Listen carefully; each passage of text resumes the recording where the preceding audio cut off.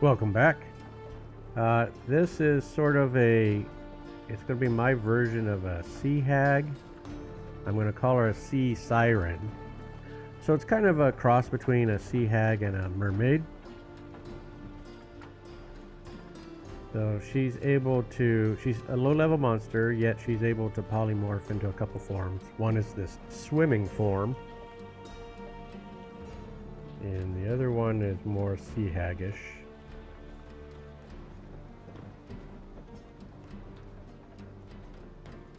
So that would be her humanoid form.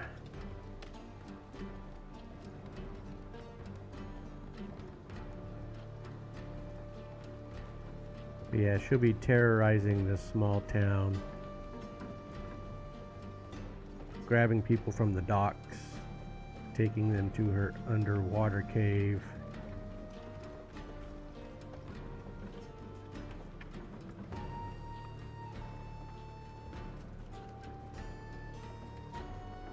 Doing gruesome stuff.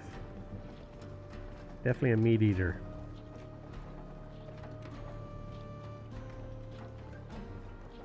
Yes, luring like a siren. That's how I got that whole cross between a sea hag and a mermaid, and calling her a sea siren. So yeah, I think what the other thing I was going to do is probably she'll have some low-level illusion power. So even though this will be her true swimming form, she'll be able to look a bit better. So glamour, right? I think that's what it is. She would have the ability to create glamours around her. So yeah, she's definitely all about doing the siren thing and luring men and kids and stuff to the water so she can drag them in, drown them, and take them to her lair.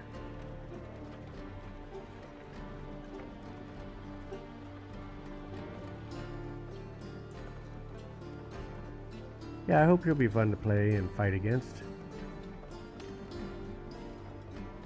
I just have to be careful and remember that most people meeting her are going to be really only first or second level, maybe third at best.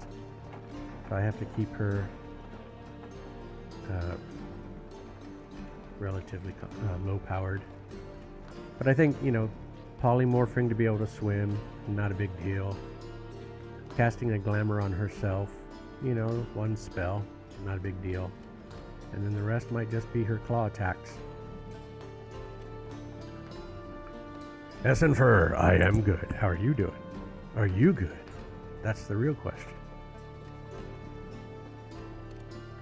If I'm drawing, you know I'm good.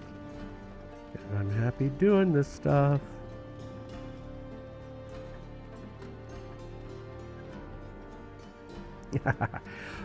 Yes, so that's the other thing. So the two realms, so I'm creating this campaign world, and the center plane, if you will be pretty much a normal D&D plane that you expect. And the other ones are sort of like, there's two other planes. There's only two other planes, and they're kind of like Feywilds.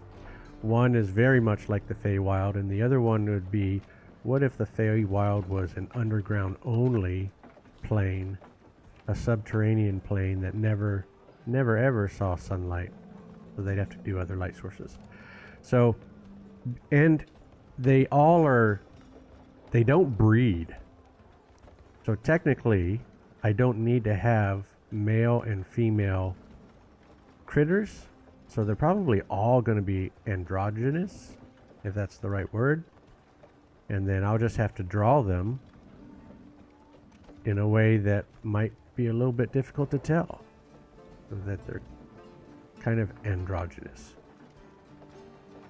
So sometimes I call this a her, sometimes I call it a he, but that's the gist. That's my goal. So they're all going to have like funky ways that they're created.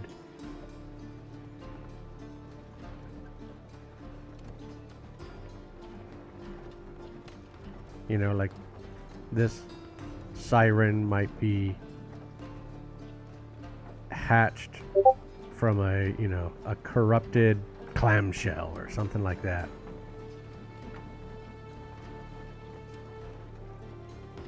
something that might be interesting lore-wise. And still make them different. That way they won't feel like player classes. Fantasy-inspired landscaped arts today? On Discord. Alright, cool. How can I type a message? I need to go all the way to here. King, if you want to see art that folks put on Discord, my invitation is there if you are so inclined. Let me go take a look. What do we got here? Member art.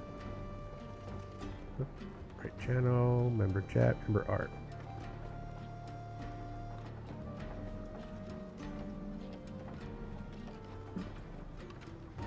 One prompt and various results. I forget, are you using Midjourney? Yeah, it's just, the AI stuff is just blowing me away.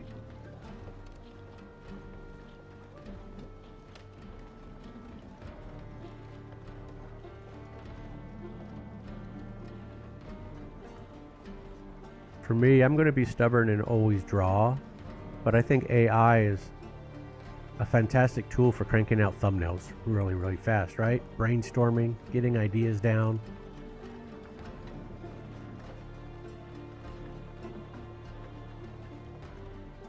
Yeah, those are all awesome. Fun stuff. Stable diffusion method on the Night Cafe website. Okay, all right.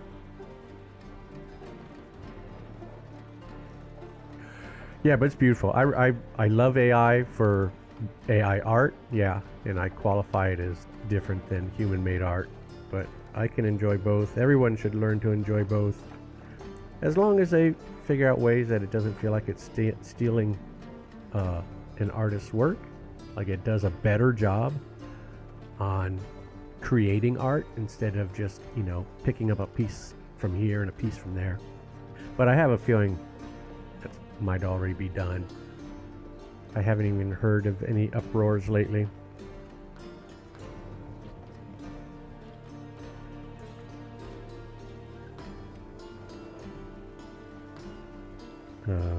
Adobe just showed their AI tool, and you know, like all AI, it's going to be awesome. You can highlight areas of a photograph, prompt it to say add a log cabin, boom, and then you can prompt it to say make this a winter scene, boom. So it's, I don't know, it might even open up the graphic design world, because anyone can do it now, whereas before in graphic design you kind of had to have the heart of an artist, but now you just need to be creative enough to come up with prompts and do it. So maybe it'll be a good thing for graphic design industry, I don't know. Maybe it'll even make my job easier as a graphic designer.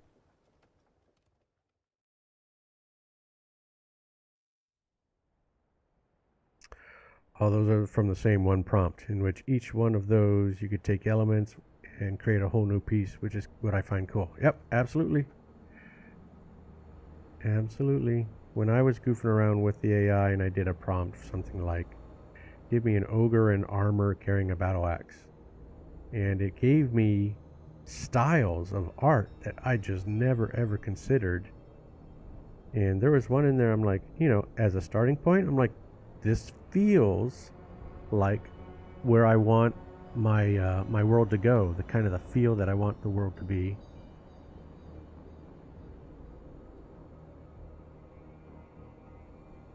So yeah, there's potential. You just gotta be open-minded and use it as a tool.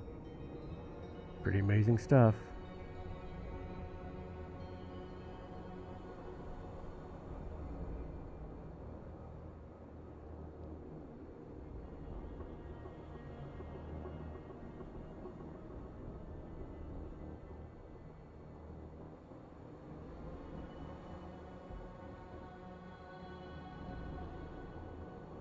Right now I had just a little bit of time to do some flats. So when painting my art, and many digital artists do this, is they'll go in and color in solid colors first and then paint on top of that.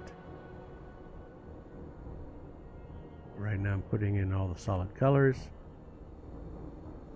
but they look pretty cool because the way my little art, my painting technique, my drawing technique is all the colors are interacting with the paper underneath already. So even just as solid colors, they start looking pretty cool, but not quite painterly like I want. That's where I have to actually practice and be a better painter.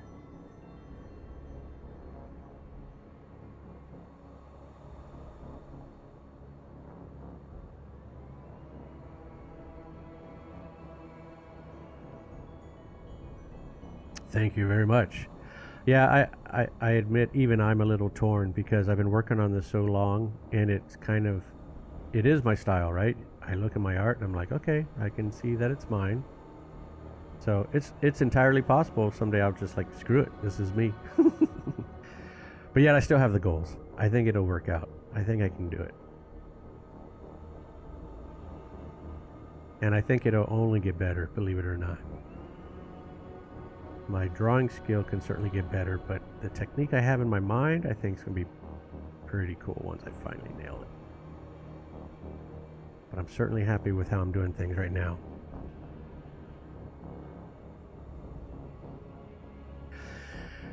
Yeah, so I used to layer it even more so that I could actually make minute changes. And in digital, I mean, there's no reason not to do that. But then I actually changed my mind because I want to do it a little bit traditionally. So on this paint layer, I'll show, can I show this? So I have a couple layers. I have the pencil layer, so that's no problem, that's going to hide. The inking layer, that's pretty self-explanatory. I have the ink wash, which is the black and white, so that starts the painting process. I have the color wash, which that's what I'm doing now. So I'll do the flats and then I'll paint inside the flats. So I'm committing to it a little bit more like a painter would and not quite as reserved or conservative that a digital artist would do. But I still got two more layers on top of that. There's a low light, the shadow lights, and the highlights, and then a texture. So because it's really easy to say, I need 80 layers to produce this piece of art, and I didn't want to get that crazy. So I think I've got it down to 7 layers, and that's what I'm going to stick to. But it still allows for a lot of changes.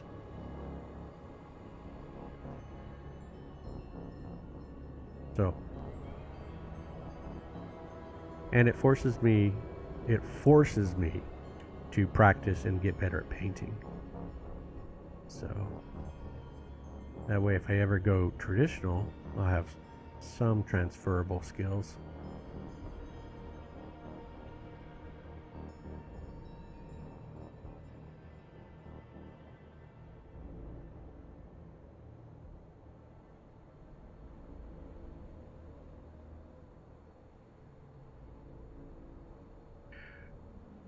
Yeah, and I don't know if people do that because they're not confident in their work. I think some people work at places that, you know, make a bazillion changes. So they actually have to do it that way so that they can actually make the changes as quickly as possible. Because I've known some art directors who would never stop making changes. The only thing that made them stop was the deadline.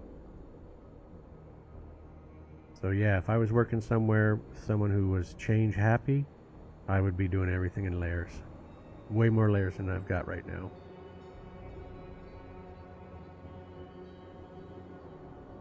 And there's a digital technique I have that I would do mock-up colors in this digital technique first, because it'd be a whole lot easier to change colors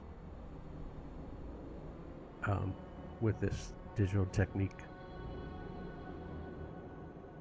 But the digital technique does require more layers. Sometimes it's layers down to the object layer, depending how complicated you want to get.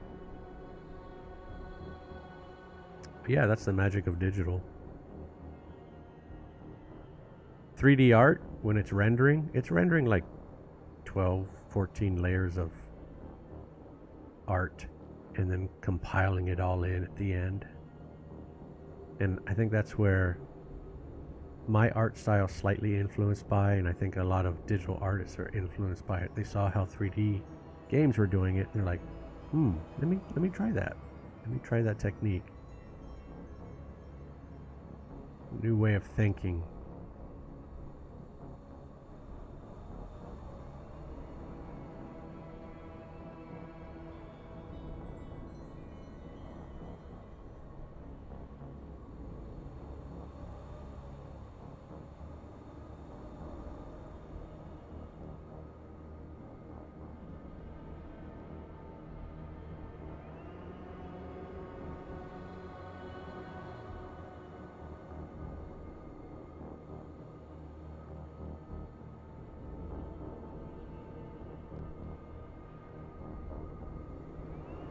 So this way of coloring, where I'm actually doing it by hand instead of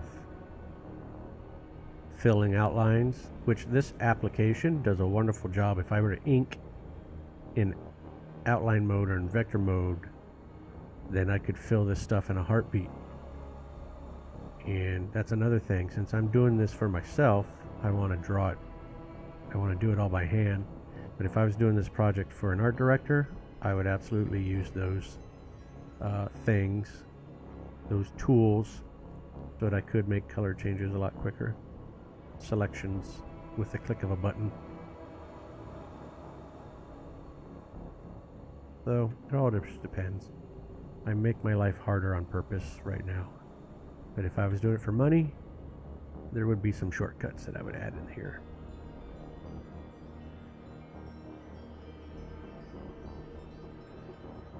Nothing more than a sea siren.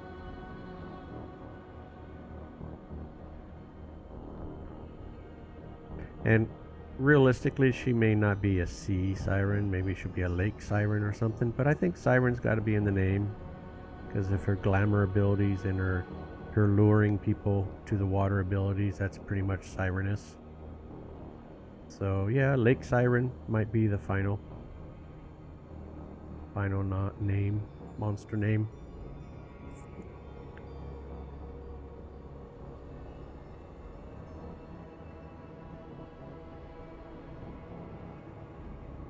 I'm still torn if I should make names for creatures that are recognizable, from mythology, or to give her just a whole new name. Let people figure it out.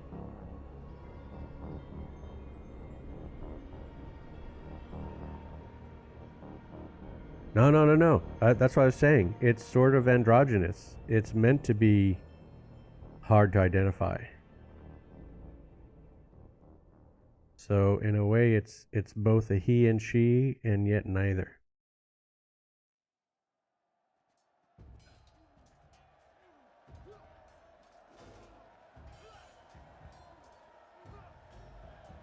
Because again, they don't reproduce through sexual reproduction.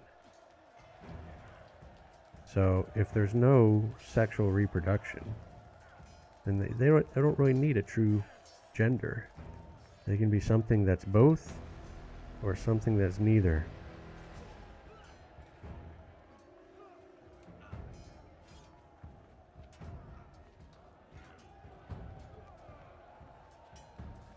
Okay, I'll take it. Like his Joker, or from something else?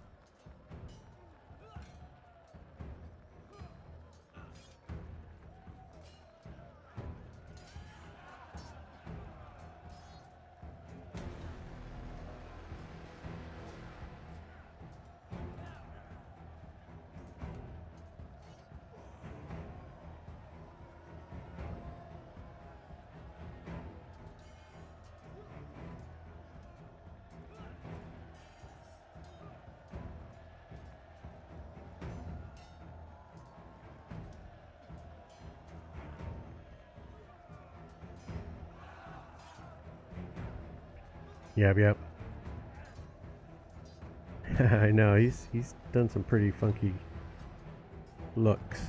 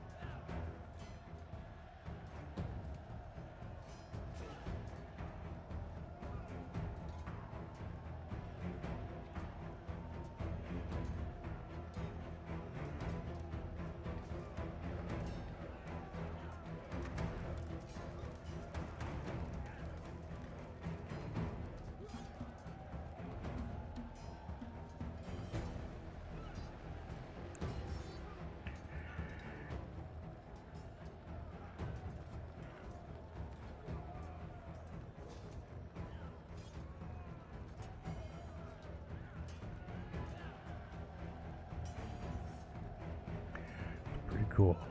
All right, I wanted a light underbelly.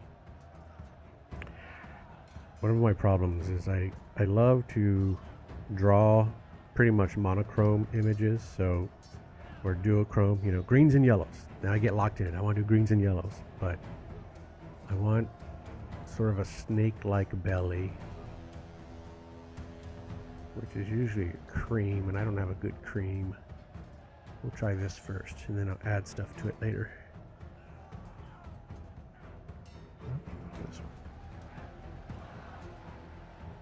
This might be too bright. The other thing I struggle with is a lot of my colors with my process come out very bright. But I do have it set up, I can turn it down. Pen, color wash, there we go. Is that right color? Let's go with it and see what it looks like. I need a good opposing color anyway.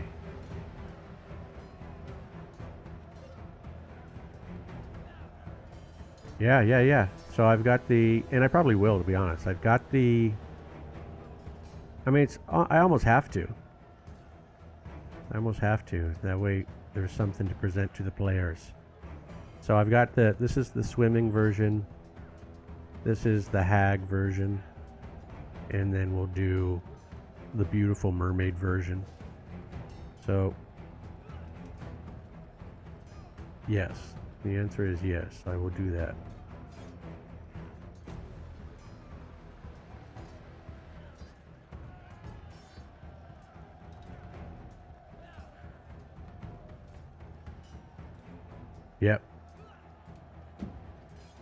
Yep.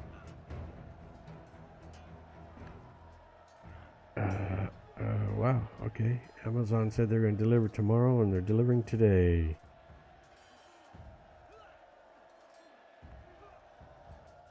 Oh, today? Okay.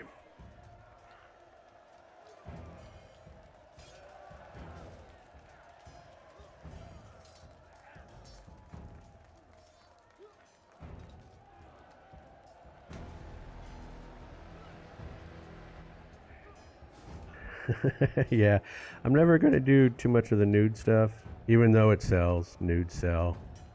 I get it, I admit that. But it's not my gig too much. But then a mermaid, of course, is going to be topless. You just kind of... But again, androgynous, right? So this might be the masculine sort of form, and the mermaid will be a feminine form. So I think I can do all that. I mean, if they're going to polymorph their shape anyway, they would want it to be optimized to whatever it is they're trying to do. I'm not as good at drawing women, but it'll be a good challenge.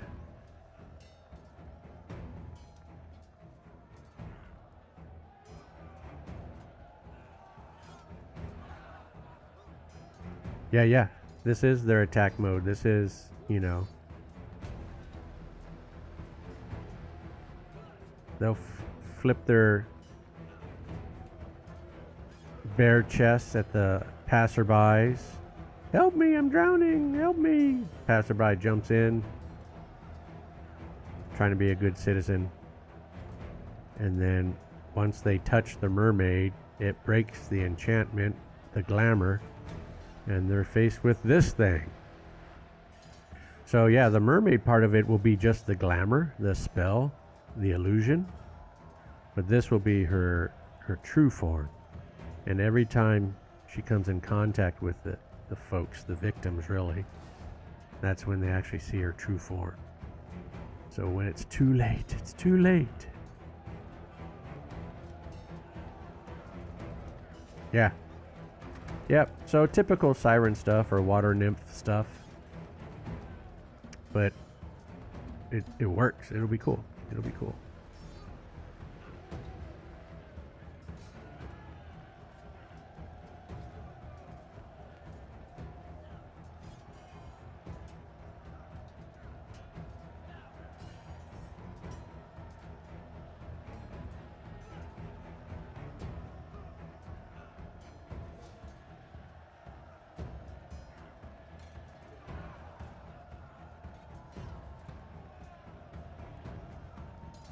No, it's totally fine.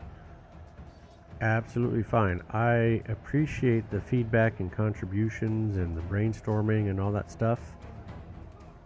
I mean, because we're not here really to just watch me draw. That can get kind of boring.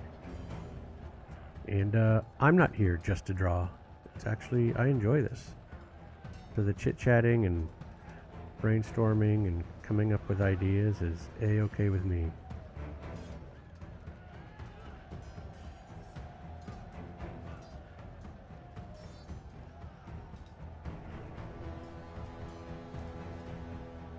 And, you know, I'll use what I want and not use what I don't want. But the brainstorming brings up ideas. It gives me inspiration, gets me excited. So there's lots of good vibe for it.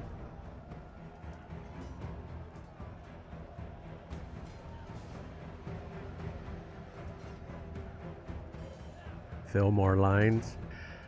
I know, it's kind of like coloring a color book.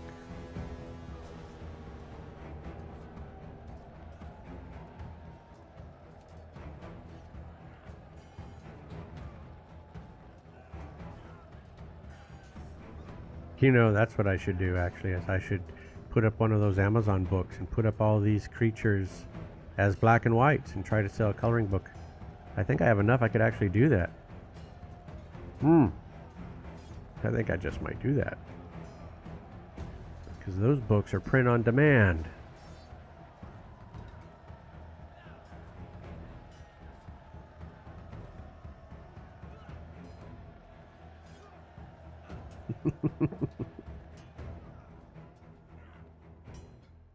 Yeah, see? How exciting would it be to see other folks color it and see what their solutions are?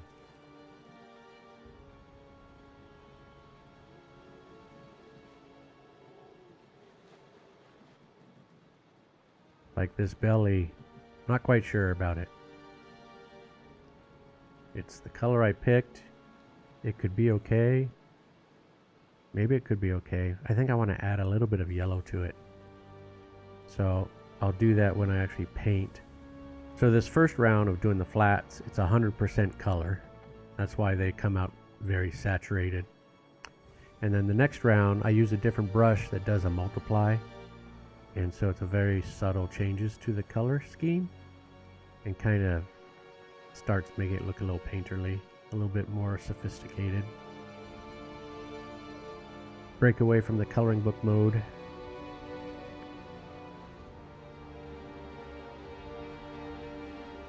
It's coming together. The hair is a bit bright.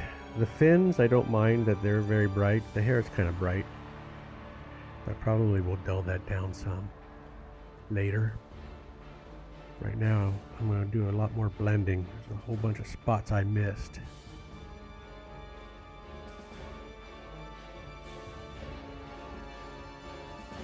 Get rid of these little artifacts.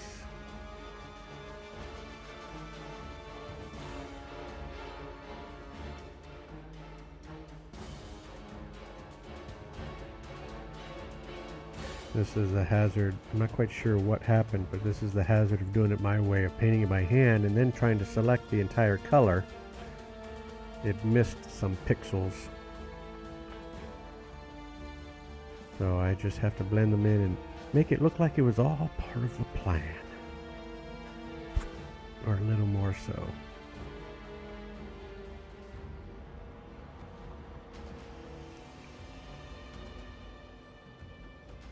Yeah, if I have next time I can show you more details about the layers and the layer work that I'm doing and have done in the past. If you're interested, just no more time to do something like that today.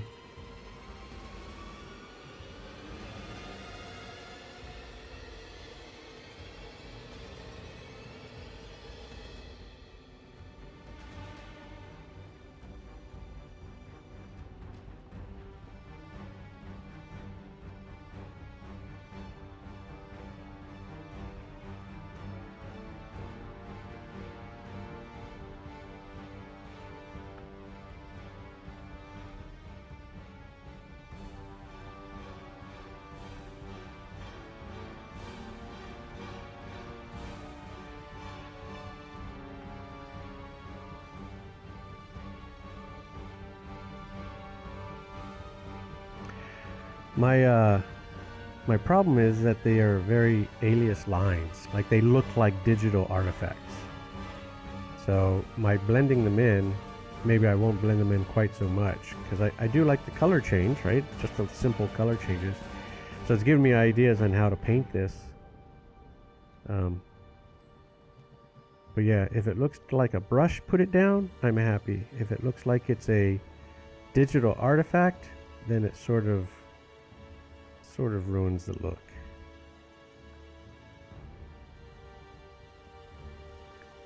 But if I soften them up and still leave them there, then they look like they are intentional. A little bit more intentional.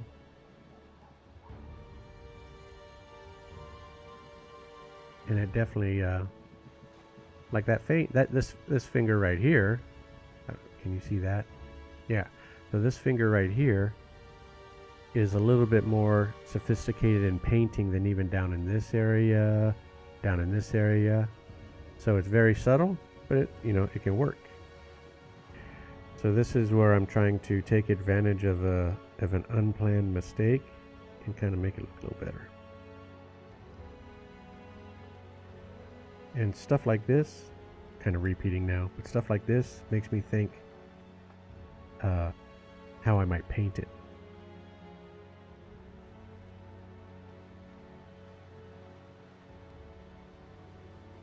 So I actually like the two greens blending in and changing.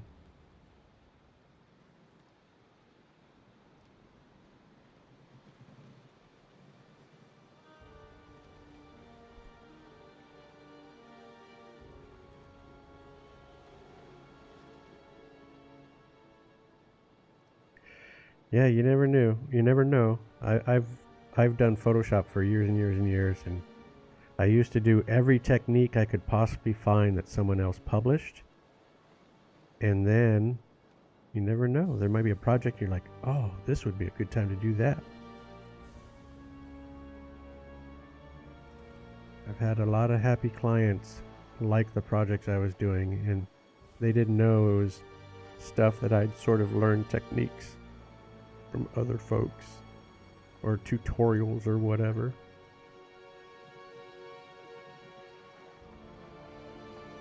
Photoshop, one of the most fun applications I've ever worked in. It's amazing. You can build a whole career just on doing Photoshop work.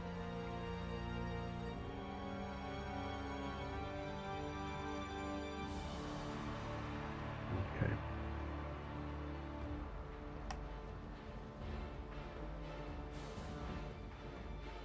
Blackened dirty nails. I kind of want black and green. Let's start with the green. A ruddy green. See if this even shows up. Some colors don't show up against the brown very well because they're so close to it already.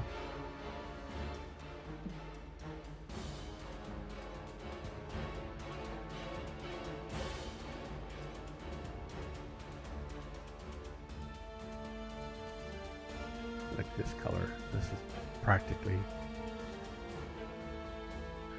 color wash, wash opaque.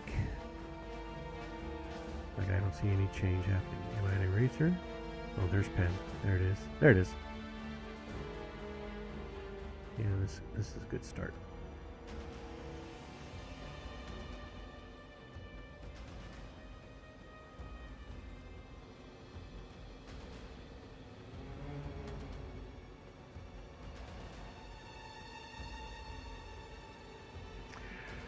A lot of artists that I follow, they use texture brushes, and that's something that I've got to experiment more with because I don't use texture brushes. Not really, not like they do. And so when they're coloring stuff, not only does it apply the color, it actually applies texture artifacts that look very artistic. So eventually I'll be trying that a little bit more often.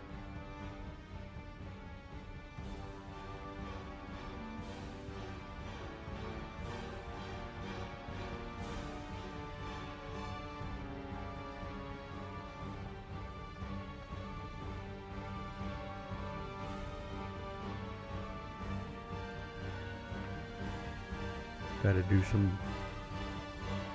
What was that? Oh, okay. I got a break. I got to grab some Amazon stuff. I'll be right back.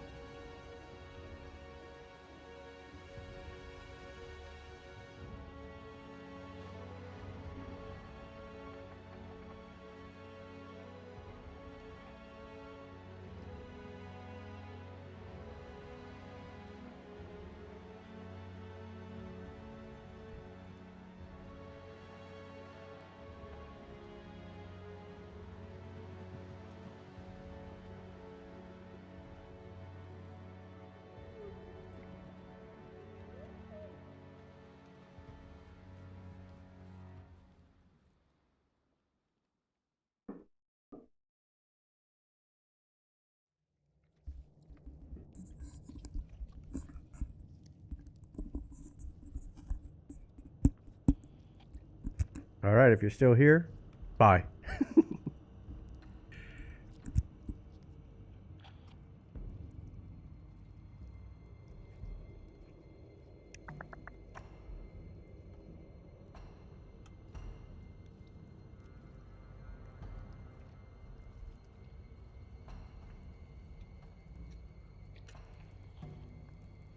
I think I'll do the nails and cut out myself.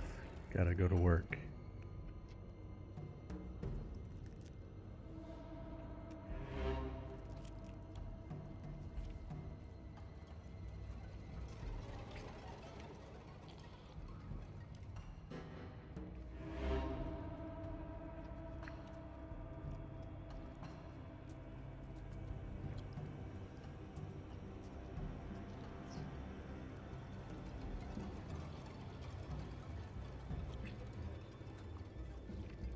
So much blending. It's like I go through a round of blending and then I find way more stuff.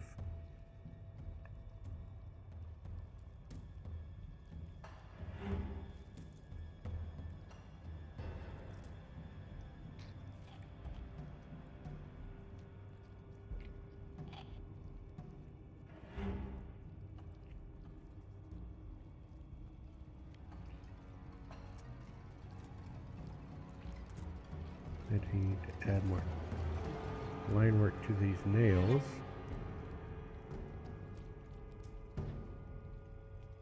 They're too simple.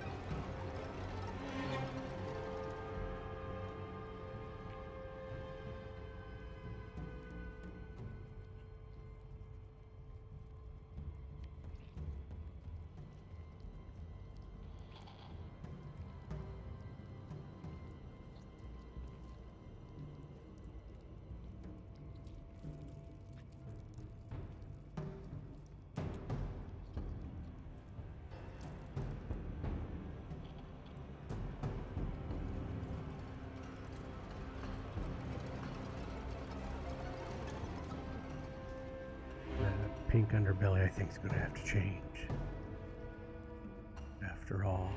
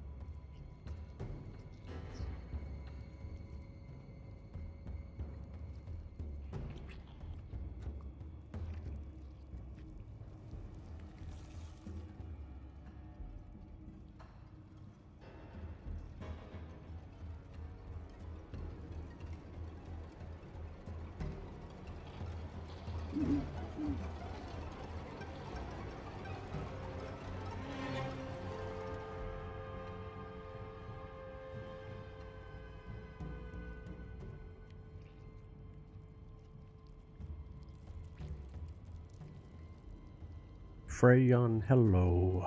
You caught me just in time. Trying to scramble to get this done and go to work. But how are you doing?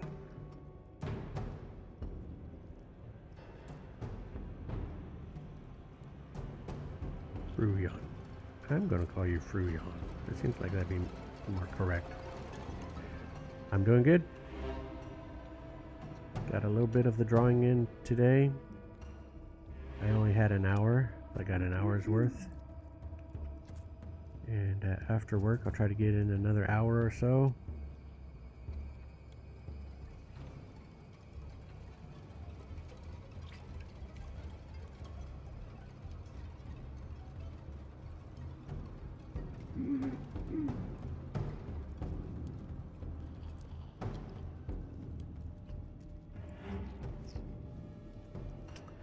The colors really get too bright. That's why I usually go down to 35. Kind of balance out the intensity of the colors. Alright, so like I said, unfortunately, I'm gotta go. I got just enough time to get ready and head to work. So it was good seeing you for that split second. I'll see you next time, okay?